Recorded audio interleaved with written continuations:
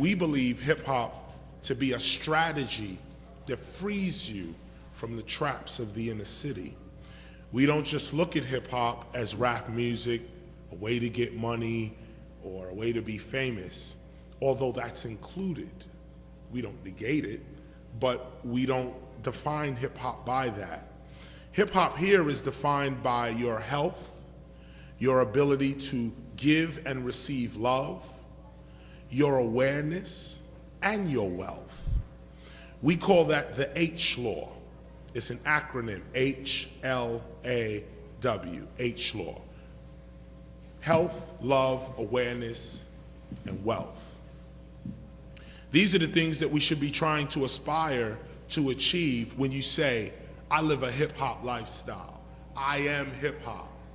Then every act in your life should be determined by your status of health, love, awareness, and wealth.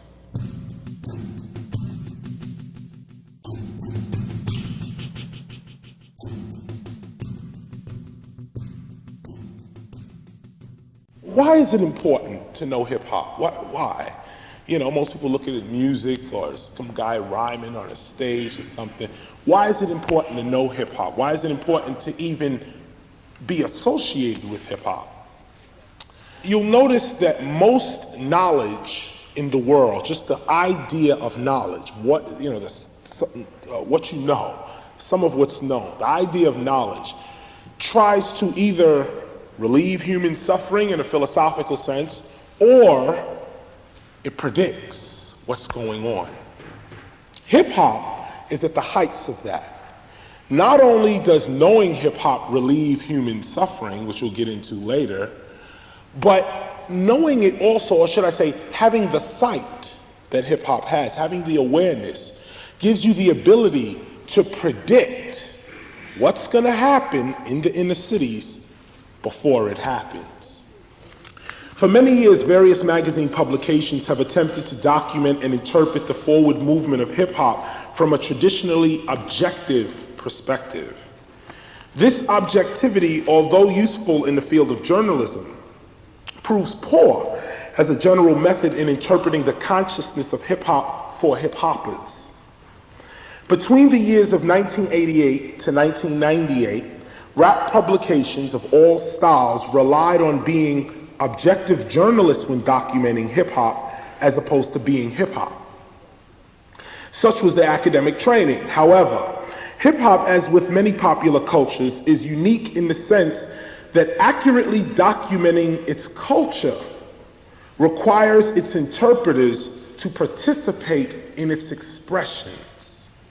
This is very important.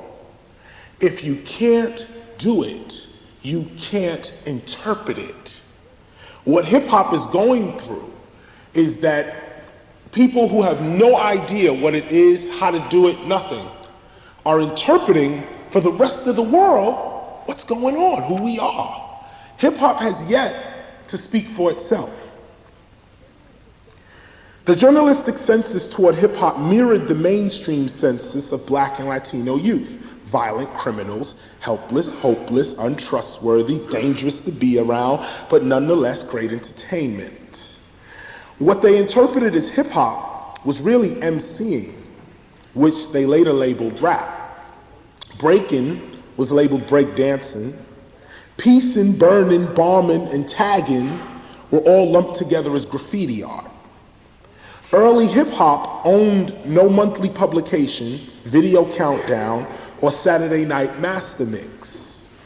In its early days, it could not interpret itself for itself, and those with the resources to interpret it did so with no interest in hip hop's creative intelligence.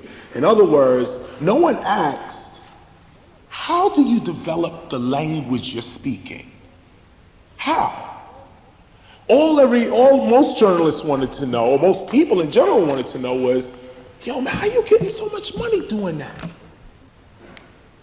Keep in mind, in the early days, hip hop was illegal. When I started as a graffiti artist, and it was illegal. I mean, graffiti art is always illegal, But rap music was illegal.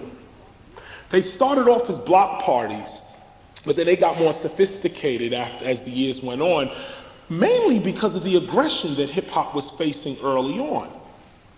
These parties were done out in places in the Bronx called 123 Park, Cedar Park. And these were the early areas where when an MC and DJ duo would come out, they'd plug into the light. That instantly made us illegal.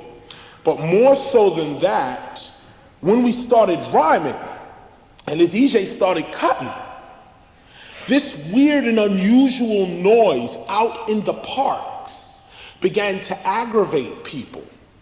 And shockingly enough, it didn't aggravate the police. It aggravated our parents. Now most people got away with it. Most people did their jam and the cops said, "Oh, break it up." And they broke it up. Other people, cops just came in, click, click, click, click, everybody's gone. No questions, no answers, no nothing. Early hip hop starts like that.